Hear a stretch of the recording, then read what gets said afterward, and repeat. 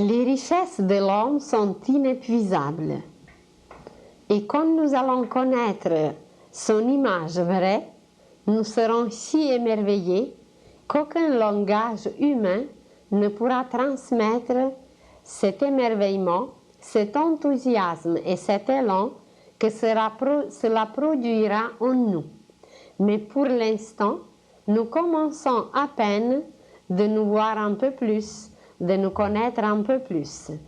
Imaginez que vous vous regardez dans un miroir et on ne s'est jamais en réalité observé. On nous a raconté jadis des histoires au sujet de Narcisse qui s'est regardé dans l'eau et tout d'un coup il s'est vraiment aperçu et il était très étonné comment il était beau. Et depuis, on croit qu'il a vu son corps physique et qu'il était amoureux de son corps physique, de lui-même. Mais cette beauté qu'il a vue, il a vu son âme, il a vu sa vraie richesse et c'est d'elle qui était émerveillé. Et par la suite, toute cette légende nous a laissé l'image de Narcisse, nous a laissé sa lumière et sa beauté en forme de fleurs qui portent son nom. À travers l'histoire humaine, nous pouvons trouver beaucoup d'images de cette beauté, de cette profondeur de l'âme qui nous habite, de toute cette richesse qui nous compose, seulement nous n'avons aucune idée d'elle et nous ne savons même pas nous émerveiller. Mais nous sommes à peine au début de cette nouvelle vie, de cette nouvelle perception, de cette nouvelle voyance qui nous permettra, comme Narcisse, de nous voir dans notre vraie image, de nous voir tels que nous sommes. Depuis des millénaires et des millénaires, la conscience humaine, elle est tournée vers l'extérieur, mais même si nous regardons vers l'extérieur, nous ne voyons pas grand-chose et surtout, nous ne nous voyons pas. On se regarde dans un miroir. Et est-ce que vous vous êtes aperçu à quel point nos yeux sont parfaits? Et nous ne connaissons pas encore la structure de l'univers, mais on va parler bientôt et vous verrez que seulement notre œil, qui est une petite partie de nous, c'est rien encore les yeux, car il y a des matières et des matières dans notre corps, il y a des organes, des glandes, des centres, des systèmes. Et seulement notre œil, il représente la structure de l'univers. Il y a un petit point noir au milieu qui correspond à un soleil inconnu qui s'appelle par les initiés le soleil central ou le soleil spirituel ou l'étoile des étoiles. Ensuite, cette étoile des étoiles, ce soleil spirituel, est entouré des rayons. Et ces rayons, c'est notre iris. Et présentement, il y a toute une nouvelle science qui s'appelle l'iridologie. Et dans cette nouvelle science, on découvre que seulement sur notre iris, il y a des points et des points qui correspondent avec nos organes, avec nos glandes, avec toute organisation du corps. Et voilà, on peut nous découvrir selon notre iris. Il y a une autre science nouvelle, par exemple la réflexologie, qui nous décrit selon le pied, que sur notre pied, il y a des petits points qui correspondent à tout dans notre corps. Mais seulement si nous regardons nos yeux, à quel point ils sont parfaits, bien, on peut déjà s'émerveiller, mais même là, on ne connaît pas encore grand-chose, parce que les yeux, ça va, mais c'est la façon de voir, comment nous voyons. Et puis, sans parler des oreilles, sans parler de la bouche, sans parler du nez, à quel point nous sommes riches. Nous parlerons un jour de la Nouvelle Jérusalem. Et vous verrez que la Nouvelle Jérusalem, c'est nous. Et que nous possédons 12 portes. Et qu'il y a 7 portes pour l'esprit qui se trouve sur la tête, 2 yeux, 2 oreilles, 2 narines, une bouche, ça fait 7. Qu'il y a 2 autres portes pour l'âme qui sont fonctionnelles chez la femme et non fonctionnelles chez l'homme. Et puis il y a d'autres portes à découvrir que c'est facile de les trouver. Il y a le nombril, il y a 2 autres portes et en tout, ça fait 12. Et nous avons toujours cru que la Nouvelle-Jérusalem, c'est une cité quelque part, dans un endroit qui va descendre du ciel. Eh bien, ce n'est pas du tout ça. C'est nous-mêmes. Puisque nous sommes un tout, puisque nous sommes un univers, je vous donne juste quelques petits exemples à quel point nous sommes riches, à quel point nous sommes profonds et à quel point tout se trouve en nous. On va étudier un jour nos mains.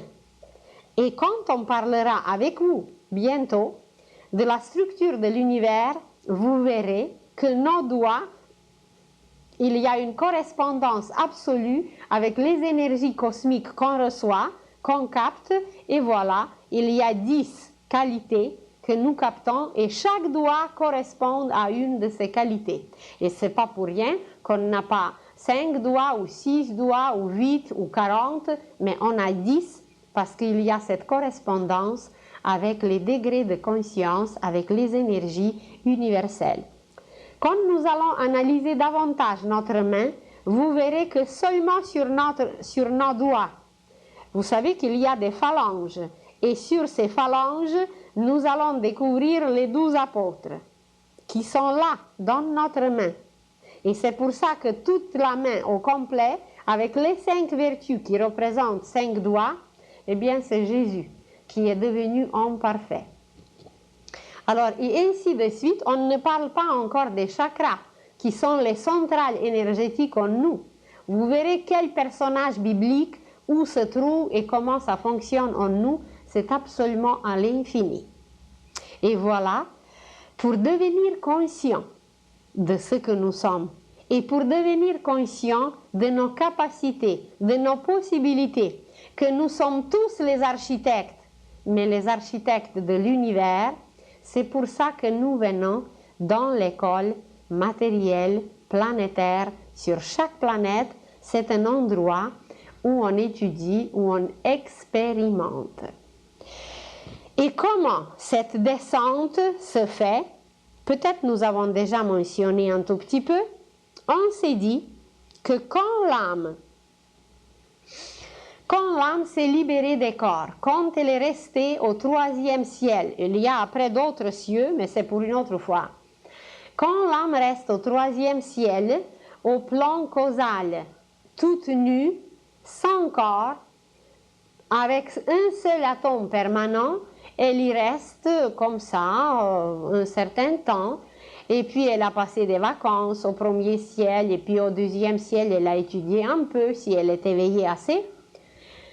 Et par la suite, alors elle se trouve toute nue et comme un enfant qui s'ennuie à la fin des vacances, l'âme aussi, elle a besoin d'apprendre, elle a besoin de réaliser, elle a besoin d'expérimenter, de modeler, de façonner. C'est comme si vous coupez à un enfant toute activité, c'est pas possible. L'enfant ne peut pas vivre sans activité car c'est dans sa nature d'être actif, de se mouvoir. Alors l'âme qui a son rythme, qui est beaucoup plus accéléré que les mouvements d'un enfant, aussi, après un certain temps, c'est comme si elle commence à s'ennuyer et elle commence à chercher l'endroit sur la terre qui lui conviendrait le plus.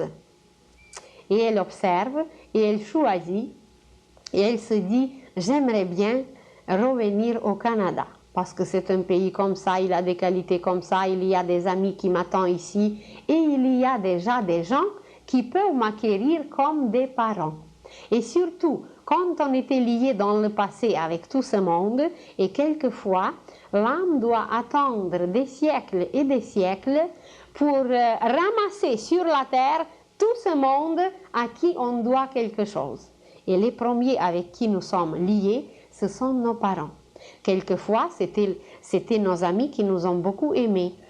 Quelquefois, ce sont les gens à qui on a servi beaucoup. Et voilà, aujourd'hui, c'est eux qui vont nous servir, c'est eux qui vont nous permettre de renaître, qui vont nous permettre d'acquérir, de compléter nos connaissances et de passer par des expériences. Et quand l'âme a choisi comme ça l'endroit, eh bien, elle regarde avec qui elle va être en contact et elle choisit son métier. Vous savez à quel point le métier est important pour la réalisation, car nous nous réalisons à travers notre métier, ce qu'on dit le travail.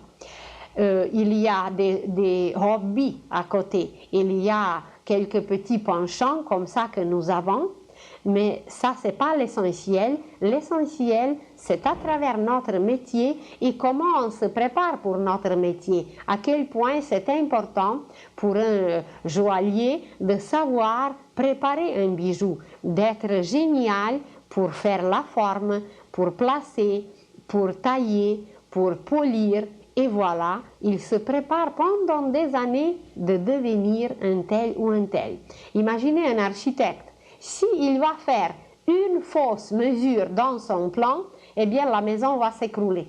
Alors la préparation pour le métier, elle est extrêmement importante. Quelquefois, elle est un peu longue parce que c'est à travers le métier que l'âme se réalise. Et le métier nous amène vers une discipline, et une discipline, ça veut dire de ne pas se dissiper. Une discipline, c'est canaliser les forces bien, c'est centraliser les forces bien.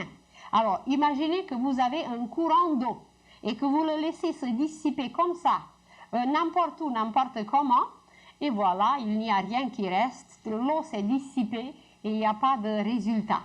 Mais si vous canalisez ce flot d'eau bien, eh bien, vous pouvez arroser le désert, vous pouvez irriguer le sol, vous pouvez avoir l'électricité et vous pouvez accomplir par la suite des merveilles si tout est bien canalisé.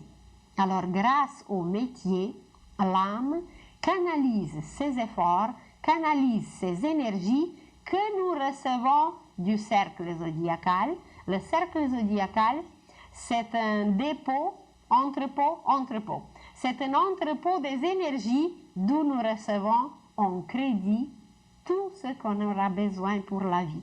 Et ceux qui connaissent l'astrologie, ils savent à quel point c'est important où notre Vénus se trouve, à quel point c'est important où une telle planète ou une autre planète se trouve, parce que même ce qu'on connaît aujourd'hui dans l'astrologie, ce n'est pas des vraies connaissances, c'est juste une petite approche qui dévoile un tout petit peu la personnalité. Mais la personnalité, c'est la servante. Et ce que nous ne connaissons pas à travers l'astrologie, c'est l'âme. C'est l'astrologie de l'âme, parce que c'est elle qui est la distributrice. La servante, exactement comme dans une maison. C'est l'âme qui donne l'argent, c'est l'âme qui donne la matière, c'est l'âme en réalité qui dirige, et puis la servante, c'est celle qui va au marché, c'est celle qui dépense, mais c'est l'âme qui pense. Alors il y a pensée et dépenser. Alors nous, la personnalité, la servante, on s'occupe déjà un peu d'elle, on la décrit sur une belle carte du ciel, elle est comme ça, elle a de telles prédispositions, elle se met en colère quand Saturne passe par son ciel, etc. Mais la vraie astrologie n'est pas encore connue. Parce que la vraie astrologie, eh bien, c'est tous les matériaux qu'on peut utiliser. Imaginez que vous bâtissez une maison et s'il vous manque un clou, un seul, eh bien, ça ne sera pas complet. Vous ne pouvez pas faire sans fenêtre, vous ne pouvez pas faire sans tel ou sans tel matériel. Et les matériaux nous sont fournis eh bien, par les constellations, par les signes du zodiaque, par les planètes. Et après, il y a des combinaisons infinies à travers les signes du zodiaque, à travers les planètes. C'est même amusant. Vous prenez par exemple Vénus. Vous prenez par exemple Mars.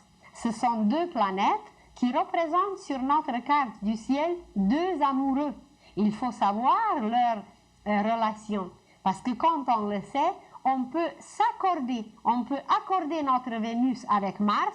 Mars qui est fort, Mars qui est extraordinaire. Mais s'il n'est pas aimé par Vénus, il va devenir destructif. Mais s'il est bien aimé, s'il est bien charmé par Vénus, eh bien, il va devenir un amant charmant. Parce que c'est un amant. On ne sait pas que le soleil et la lune, c'est les parents. Le soleil, c'est le père et la lune, c'est la mère. Alors, il faut savoir maintenant comment les planètes, comment cette parenté est situé sur la carte parce que ça pourra nous aider. Saturne, Jupiter. Saturne, c'est grand-père. Et vous savez qu'on attend l'héritage du grand-père. Alors, c'était juste une parenthèse pour vous dire à quel point tout est important et à quel point nous ne connaissons pas encore tout ce que nous utilisons. Et alors, quand l'âme s'est décidée de descendre, elle a choisi ses parents parce qu'elle était liée dans le passé ou c'était peut-être ses adversaires dans le passé, mais aujourd'hui, à travers la relation paternelle et maternelle, la personne sera obligée, si elle n'arrive pas à les aimer, au moins de les respecter. Alors, ce qui est choisi par l'âme, c'est toujours le meilleur. C'est toujours les meilleures conditions qui nous font avancer au maximum. Et nous, on ne les accepte pas toujours et on retarde tout. Et nous, on veut avoir tout autrement. On dévie le plan de l'âme et voilà, tout est dérangé, tout est retardé et il faut revenir et revenir à plusieurs reprises dans la même classe. Alors, quand le lieu, le pays, l'endroit était choisi, ce que l'âme choisit, c'est son métier.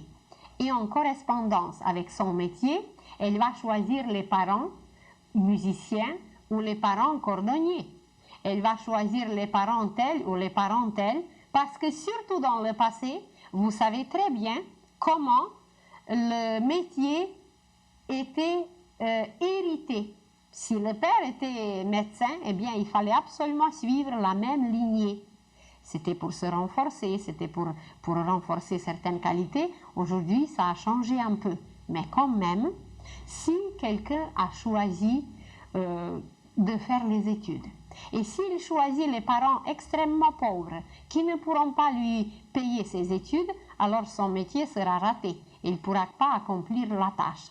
Donc, il doit choisir les parents qui vont lui fournir tout ce qui lui est nécessaire pour sa réalisation à travers le métier.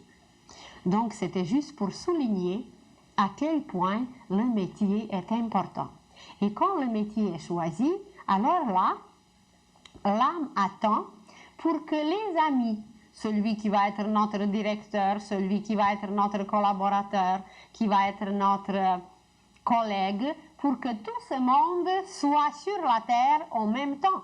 Parce qu'il faut travailler, il y a un travail à faire, des échanges, des dettes à payer, des choses à accomplir. Alors on attend tout ce monde que nous connaissons pendant notre vie, on les attend pour qu'ils soient là en même temps.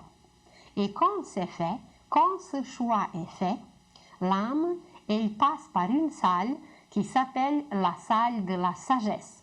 Et dans cette salle, il y a 24 vieillards, il y a 24 seigneurs du karma.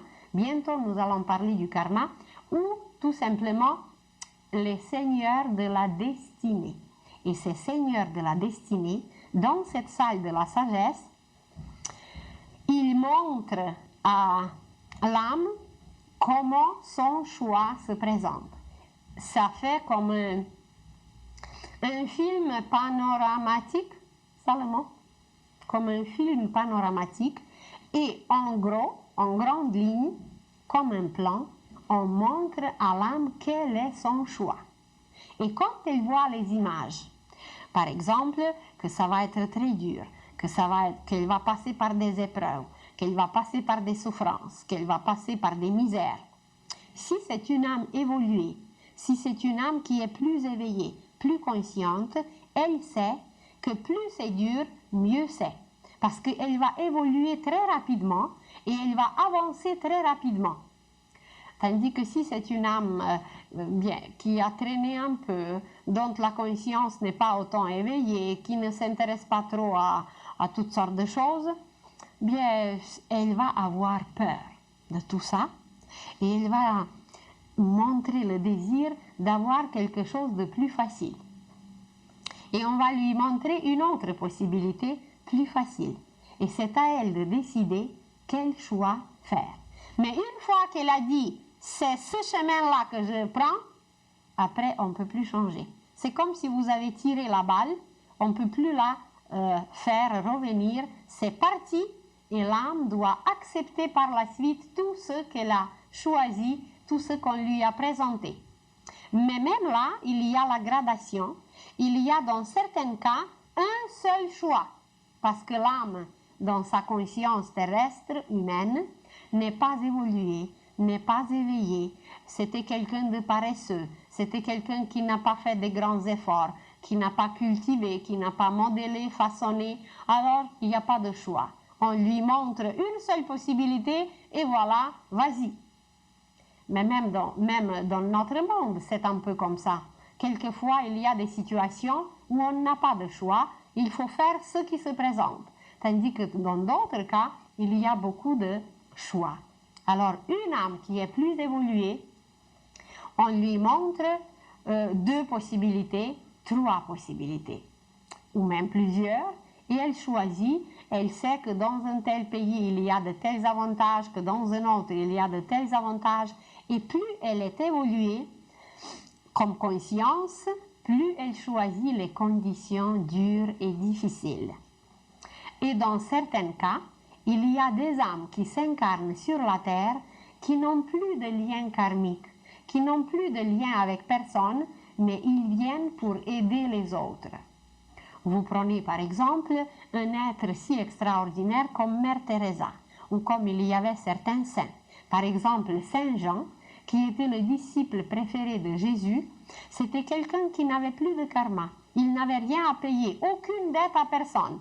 Mais il est venu sur la terre, il a travaillé avec Jésus, il nous a révélé l'Apocalypse, il nous a transcrit la Nouvelle Jérusalem, ça veut dire nous-mêmes, il nous a donné des prophéties, etc. Alors, ce n'était plus dans son karma qu'il devait revenir, mais il l'a fait par l'amour envers nous-mêmes. Ça, c'est le 3e cas, où il y a un choix infini et l'âme choisit pour aider les humains, pour les faire avancer, elle fait un choix. Vous prenez par exemple quelqu'un, aujourd'hui dans notre situation, il y a des cas où on a un seul choix pour la vie et ce choix est accepté et ce choix est gardé. Quelqu'un s'est marié une seule fois et peu importe les conditions, peu importe la misère, peu importe quoi que ce soit, il n'y a pas d'autre possibilité, c'est une fois, c'est final.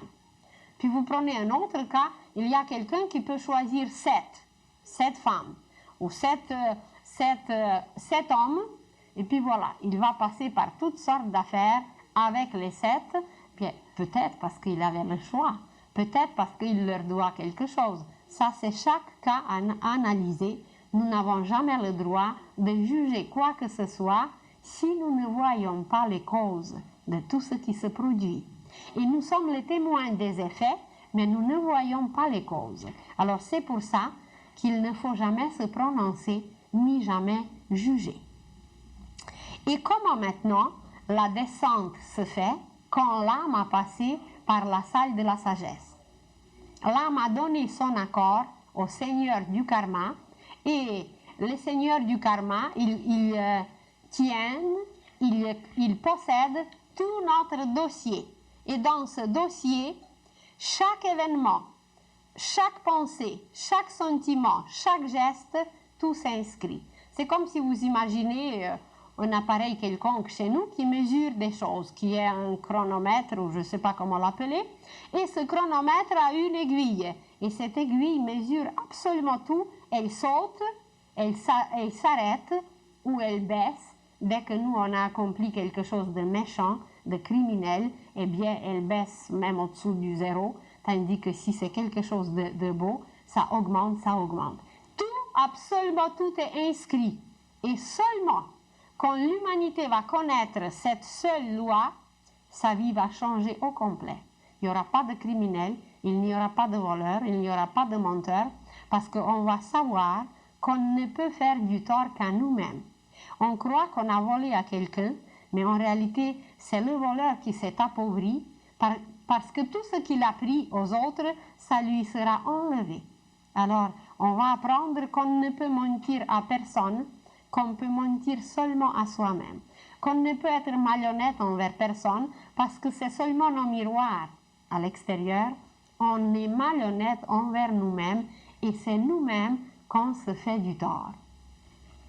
Donc, l'âme, quand elle a donné cet accord aux 24 seigneurs de la destinée, elle prépare sa descente sur la terre. Et je crois que nous avons déjà mentionné un tout petit peu qu'elle propulse une force comme si nous on propulse un ballon.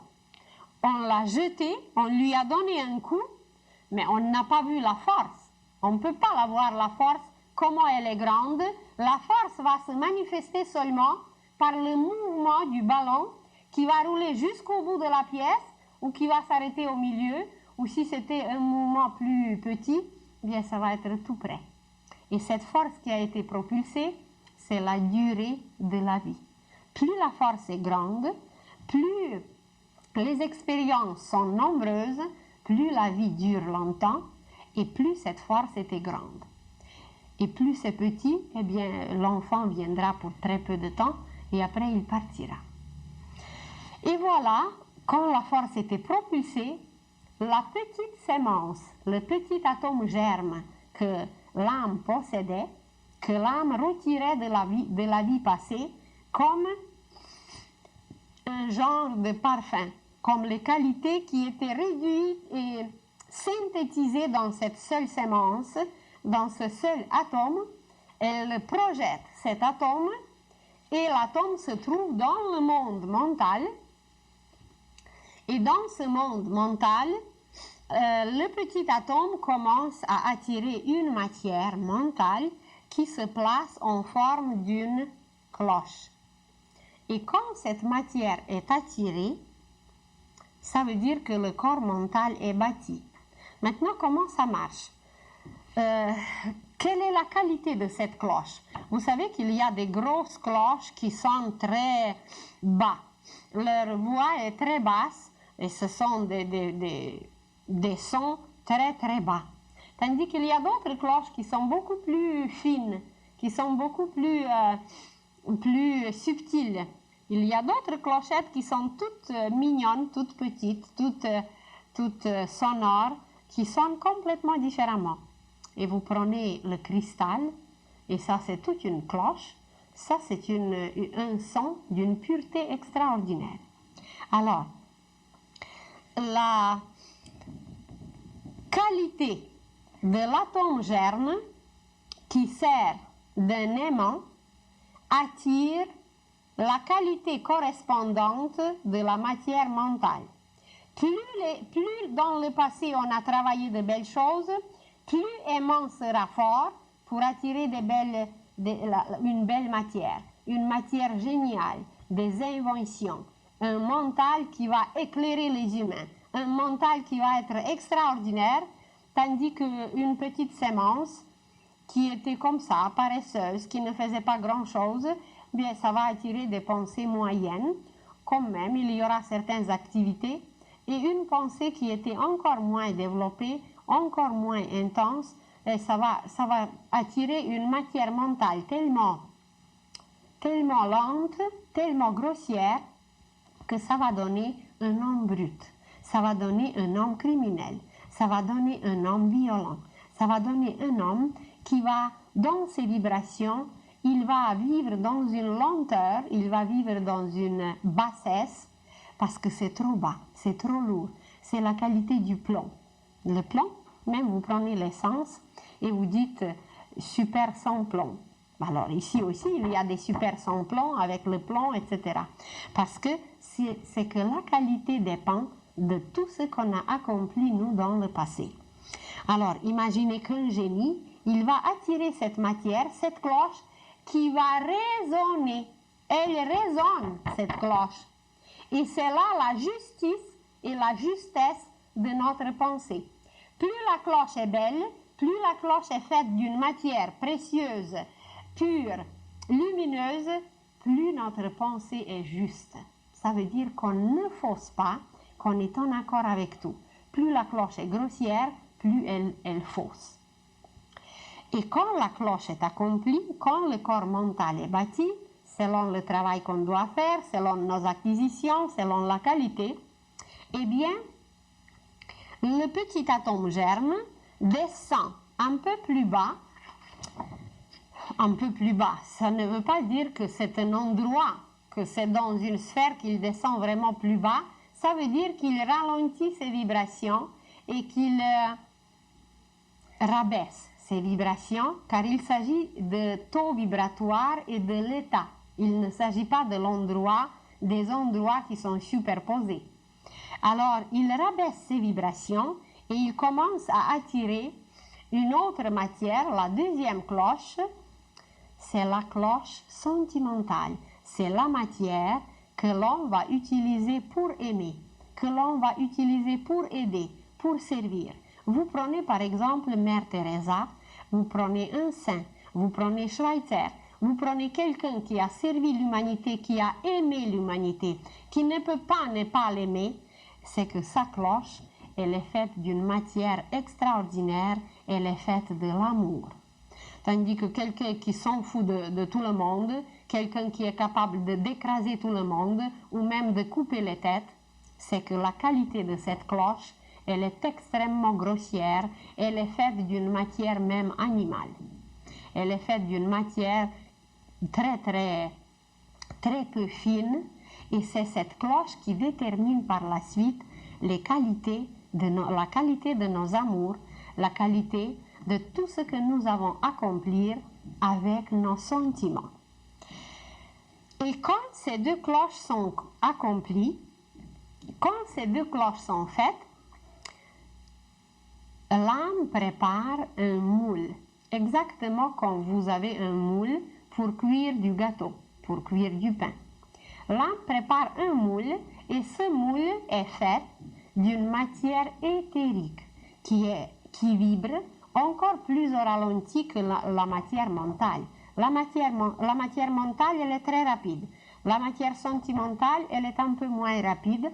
Et la matière éthérique, elle est encore plus lente et encore plus lente. Alors, d'une matière éthérique, l'âme bâtit le moule exactement comme le bébé va être.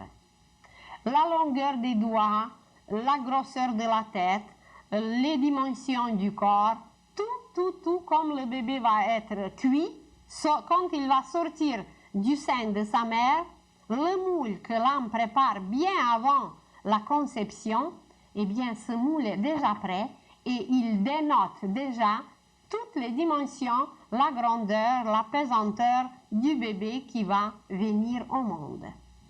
Et quand le moule est prêt, il est déposé dans l'utérus de la mère qui a été choisi quelquefois des années et des années avant.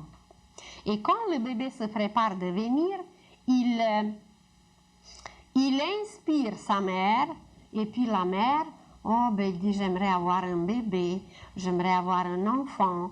Et puis elle imagine son bébé, comment elle aimerait l'avoir, etc. Et voilà, en réalité, elle croit que c'est elle qui aimerait avoir le bébé. Mais en réalité, c'est l'enfant qui aimerait l'avoir comme mère. Et il y a d'autres mères qui ont été en désaccord avec l'âme qui vient et la mère va se révolter. Même le moule sera déposé déjà en elle et quelquefois la conception est accomplie et la mère se révolte. Elle n'accepte pas l'enfant, elle n'accepte pas la vie et c'est là une très grande transgression contre la loi de la vie. Et ce que nous connaissons comme avortement, eh bien c'est une transgression vraie contre la loi de la vie. Un homme qui doit propager la vie, qui doit procréer la vie, qui doit soutenir la vie, qui doit lui-même devenir immortel, comment voulez-vous qu'il devienne immortel s'il supprime la vie, s'il ferme la porte à une âme en disant on ne veut pas de toi, va-t'en, on ne t'aime pas. Alors vous allez dire oui, mais pourquoi c'était permis? On en parlera peut-être une autre fois parce que on a voulu voir quel choix nous faisons. Est-ce que nous acceptons la vie? Est-ce que nous acceptons l'amour ou non? Et sur ce sujet, on pourrait parler longtemps, on pourrait s'arrêter longtemps, mais ça va être pour une autre fois. Alors, l'avortement, c'est une transgression contre la loi de la vie. Ça n'entre pas du tout dans les lois et dans les règles que l'homme doit suivre, car il s'agit de quelque chose d'extrêmement important.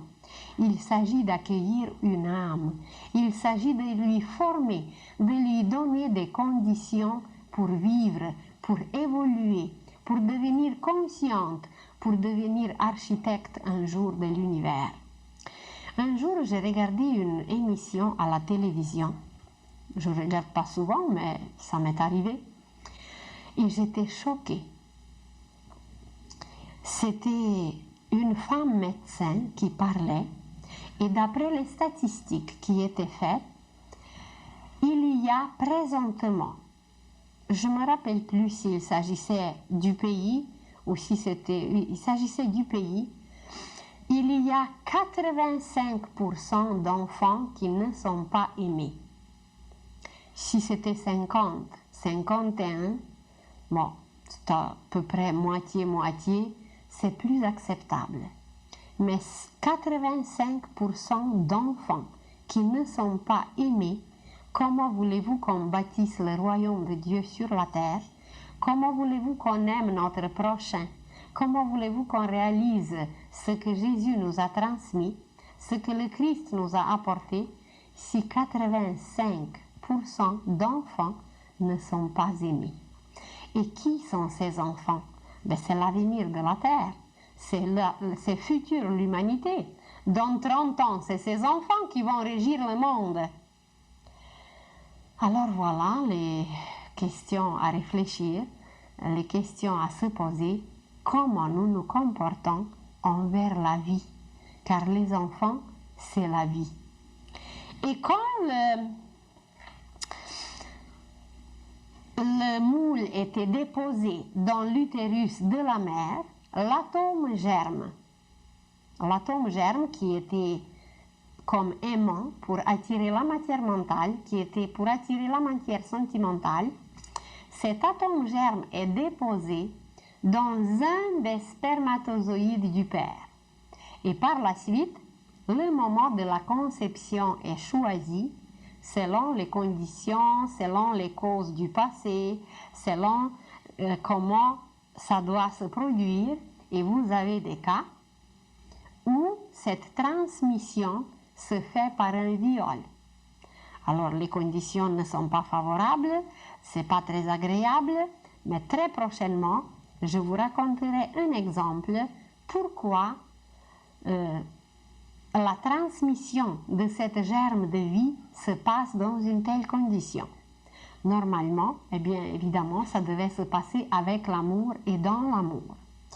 Et quand la vie est transmise, quand cet atome germe qui est lié avec l'âme est transmis, c'est là que l'âme, à travers la mère, commence un travail pour bâtir le corps physique. Parce que le moule éthérique est déjà fait. Et la mère offre ses matériaux pour bâtir le bébé et elle agit, chaque mère qui bâtit un enfant, elle agit d'après une loi qui s'appelle la loi du sacrifice. Personne ne la paye pour ça. Personne ne va la glorifier pour ça parce qu'elle le fait avec amour. Elle se sacrifie, elle donne ses propres matières. Et voilà, pendant 9 mois, elle bâtit le corps physique et l'âme du bébé agit à travers l'âme de la mère. Il y a une communication directe, ininterrompue entre le bébé et l'âme, le bébé et son âme à travers la mère, mais c'est la mère qui sert d'intermédiaire. Et maintenant, on pourrait s'arrêter et on pourrait parler pendant plusieurs conférences seulement comment le corps du bébé se bâtit. À quel point la gestation, le temps de la gestation est important. À quel point les états de la mère, l'état dans lequel la mère se trouve est important, car le petit corps qui se forme, il absorbe tout. Il est d'une vibration et d'une finesse de l'âme, parce qu'il n'est pas encore sorti dans le monde physique. Il est encore caché il est encore dans le sein de la mère physique et de la mère divine. Alors ce petit corps, le moindre choc que la mère reçoit, ça s'enregistre dans le bébé. Et il y a une correspondance absolue, non seulement des jours de la gestation, il y a un nombre de jours, mais les heures et les minutes de la gestation vont se refléter sur la vie du bébé. Sans parler du passé, seulement la période de la gestation, elle va se refléter sur le bébé. Et si la mère n'acceptait pas le bébé, si la mère ne voulait pas un enfant, si la mère voulait un garçon au lieu de vouloir une fille, eh bien sa fille, qui a choisi d'être fille, va souffrir à une telle période, à une telle période, à une telle période de la vie, seulement parce que sa mère n'était pas en accord avec elle. Alors voyez, la femme va apprendre que le moment le plus extraordinaire, le plus important dans la formation de l'humanité, il ne s'agit pas du tout des bébés individuels, il ne s'agit pas d'un enfant quelque part comme ça qui n'est pas aimé ou qui est aimé très peu. La femme va devenir consciente qu'elle forme l'humanité, que c'est elle qui prépare le corps, que c'est elle qui tisse le vêtement physique pour l'âme. Et si le vêtement physique est tissé de l'or, eh bien, soyez sûrs et certains que c'est la lumière de génie, que c'est la lumière des initiés et des maîtres qui va se réaliser à travers un tel corps. Mais si le corps, c'est un brut, si le corps, c'est un tissu rugueux comme pour les pommes de terre, un sac pour les pommes de terre, eh bien, ça ne sera pas un grand génie qui se réalisera à travers un tel corps. Alors, les femmes n'ont encore aucune idée de l'importance de leur rôle. Et très bientôt, vous serez les témoins, nous serons tous les témoins de cela, car ça se prépare déjà. Il y aura des centres, il y aura des écoles, plutôt des centres, pour préparer les jeunes filles à devenir les mères. Elles seront entourées d'une beauté inimaginable, de fleurs et de parfums, des images les plus belles, parce que c'est elles qui vont former l'humanité. Et il existe déjà des livres qui s'appellent « L'éducation commence avant la naissance ». Quand le bébé naît, c'est déjà trop tard, parce que quand la mère le porte, c'est là qu'elle peut attirer les plus grandes merveilles, les plus belles pensées et les plus beaux sentiments pour son bébé et qu'elle peut le changer, qu'elle peut transformer un brut en un génie en le portant parce que c'est elle qui offre la matière. Mais si elle ne sait pas quoi offrir, eh bien comment voulez-vous que ce corps, ce vêtement soit en or ou en lumière? Alors le rôle d'une importance primordiale dans la préparation du corps appartient aux femmes, parce que c'est la femme qui a eu la clé de l'intelligence cosmique. C'est aux femmes que l'intelligence cosmique a confié la clé de former le corps. Évidemment, l'homme a son rôle de préparer d'autres choses. Ça ne diminue aucunement le rôle de l'homme. Il a un autre travail autant important sur d'autres plans, mais quand on parle du corps physique, qui est le seul visible pour l'instant, et sur lequel tout le monde s'arrête parce qu'on ne voit pas nos pensées et nos sentiments, eh bien c'est la femme qui va devenir une vraie formatrice consciente du corps humain. Et l'avenir de la Terre, de l'humanité, va dépendre de ce travail. Ça s'appelle la galvanoplastie spirituelle. Et dans cette galvanoplastie spirituelle, la femme deviendra la vraie formatrice des corps lumineux. Elle peut attirer les meilleurs éléments, les meilleures matières pour former le corps. Et voilà, le bébé qui a passé tout ce temps de préparation au sein de sa mère, quand il est fait, quand il est accompli, eh bien, il vient dans ce monde. Il vient dans ce monde et c'est là, nous croyons que c'est là que la vie commence. Tandis qu'en réalité, la vie a commencé quand l'âme a projeté cet atome germe.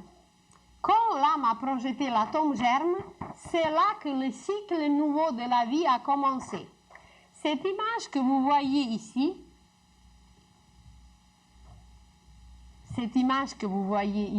elle va vous décrire, est-ce que je me place à côté?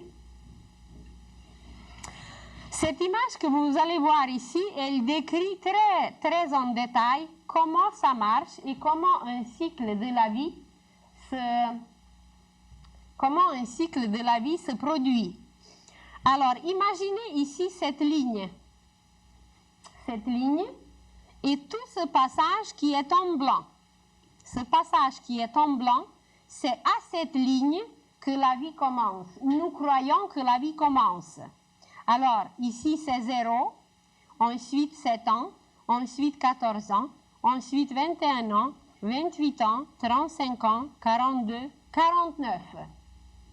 Cette partie blanche qui représente le tiers du cercle, ou le tiers du serpent que vous voyez, car symboliquement, tout ce cycle de la vie correspond à un symbole que nous connaissons tous, mais peut-être ce symbole ne nous dit pas grand-chose. Le serpent représente la connaissance. Et le mot connaissance est composé du mot naissance. Alors, pour connaître, nous devons descendre de la terre. Et nous passons par cette préparation qui est la tête de ce symbole et un tiers de son corps, et la préparation du corps mental, ce qui est en rouge pour ceux qui voient en couleur. Alors ici, l'âme prépare le corps mental. Ce qui est en vert, l'âme prépare le corps astral ou sentimental. Ce qui est en bleu, l'âme prépare le moule éthérique, et ce qui correspond à la ligne noire ici, l'enfant vient au monde et nous croyons que la vie, le cycle de la vie est commencé ici, tandis qu'en réalité il a commencé bien avant. Et pourquoi c'est partagé en 7? Parce que les cycles, pour retirer la qualité, correspondent au chiffre 7. Et le 7, c'est le chiffre de notre système solaire. Et vous savez, bien, le chiffre 7, il est lié encore à beaucoup d'autres choses, mais tout le monde sait qu'à 7 ans, l'enfant va à l'école, qu'à 14 ans, l'enfant passe par la puberté, qu'à 21 ans, l'homme devient mature, qu'à 28 ans, l'homme entre dans la vie, qu'à 35 ans, il y a une maturité spirituelle qui n'est pas connue, qui s'accomplit, à 42 ans, l'homme se réalise et à 49 ans, c'est l'épanouissement. Ça ne veut pas dire du tout qu'à 49 ans, c'est fini. C'est la vraie réalisation et l'épanouissement commence à 49 ans qui peut durer selon nos prévisions, selon nos réserves, selon nos plans. Et par la suite, s'accomplit ce qu'on a dit dernièrement, la mort, on regarde le panorama, le purgatoire, et l'âme se débarrasse de tous ses corps, on passe par la queue. La queue est traînée par là où la tête a passé, comme un serpent le fait. Et un serpent qui mord sa queue, il n'est plus la connaissance, il est la sagesse. On a accompli un cycle de la sagesse, on a accompli un cycle de vie, et cette vie est composée un tiers de ce que nous voyons sur la terre, un tiers de ce qui se passe avant de venir, et un tiers qui se passe après qu'on est venu. Alors, le cycle de la vie est beaucoup plus long, le cycle de la vie, il est beaucoup plus complet que nous ne le croyons. Et c'est très, très facile de voir, c'est très facile de comparer, car vous prenez par exemple une sémence. Une sémence ne donne pas le lendemain des fruits. On la place au sol, et pendant tout l'hiver, ou au moins pendant un certain temps, vous prenez le blé, on l'a placé au sol, et puis rien ne se passe. L'hiver passe, les mois passent, et on ne voit pas la sémence, tout est couvert de neige, et nous on a l'impression qu'il n'y a aucune préparation, rien ne se fait, mais demandez à un cultivateur, seulement un simple cultivateur et il va vous dire à quel point cette période cachée au sol, sous la neige, dans le froid, à quel point c'est important car la petite sémence, dès qu'elle était placée dans le sol, elle déclenche les forces dont on n'a aucune idée. Elle collabore, elle communique avec les astres, avec les constellations et le petit blé, la petite sémence qui était mise dans la terre, on peut aussi faire sa carte du ciel parce que ce n'est pas chaque sémence qui donne le même fruit. Alors, la petite sémence, quand elle était placée, elle déclenche les forces, elle déclenche les courants cosmiques, elle les attire et de la terre, elle attire les éléments nécessaires, elle s'imbibe des minéraux, d'eau, des matériaux, de tout ce qu'elle aura besoin pour grandir et à un jour, elle éclate. Et cet éclatement, c'est l'accouchement de la petite sémence. Elle vient au monde, mais elle vient au monde sur un plan, comme nous venons au monde au niveau physique, sur la terre. Et quand la petite sémence, après avoir éclaté et puis faire des racines vers le bas, elle fait sa tige vers le haut, alors elle pousse vers le haut, et à un certain moment, elle arrive à la surface du sol, la surface de la terre, et c'est là qu'elle doit encore percer pour arriver à la lumière. Et pour l'homme, ça s'appelle la deuxième naissance. Cette deuxième naissance, quand on arrive à une lumière, on ne passe plus à travers des mottes, on ne passe plus par l'obscurité. Alors, pour un enfant, avant d'arriver en plein jour, avant d'arriver dans ce monde, eh bien, il prépare ses corps comme la petite sémence qui reste au sol et qui fait un travail pour attirer, pour se nourrir et pour réaliser ce qu'il y a à réaliser en cachette, caché au sol. Et si l'homme savait vraiment observer la nature, cette loi de revivre, cette loi de se réhabiller de nouveau, cette loi qu'on appelle aujourd'hui réincarnation, si vous analysez le mot réincarnation, on va trouver le préfixe ré qui veut dire encore, on va trouver le préfixe in qui veut dire dedans, et on va trouver la racine carne qui veut dire chair, carne. Alors, carnivore, celui qui absorbe la chair des animaux, herbivore, etc. Alors, ça veut dire encore dans la chair. L'âme descend encore dans la chair. Et si je vous dis que l'arbre se réincarne, que la nature se réincarne tous les printemps, eh bien, on sera étonné. Imaginez que ces feuilles meurent. L'automne, c'est la mort. Et le printemps, c'est la naissance. Et la nature passe par ces cycles sans cesse, et personne ne s'affole, et personne ne pleure, et tout le monde croit que cette réincarnation dans la nature existe, sauf qu'on n'utilise pas ce mot. Et quand Jésus nous disait, si vous ne mourrez pas, vous ne vivrez pas. Et quand il nous disait, tu récolteras ce que tu as sémé. Il y a encore beaucoup d'autres phrases. Il n'a pas utilisé le mot réincarnation, mais il voulait dire la même chose, parce que le langage était autre, la compréhension était autre, et les initiés de tous les temps, ils connaissaient cette loi, ils la connaissent jusqu'aujourd'hui, et l'humanité entière va la connaître bientôt. Alors, nous allons terminer pour aujourd'hui. Et encore d'autres merveilles et d'autres merveilles nous attendent que nous serons obligés d'accepter, car autrement, nous ne pourrons pas rester sur la terre, nous ne pourrons pas vivre, car tout va être renversé, tout va être changé, les vibrations, les vitesses, les images, tout absolument. Mais la première loi qui va être acceptée par l'humanité, c'est cette loi de Rovi, c'est cette loi de revenir,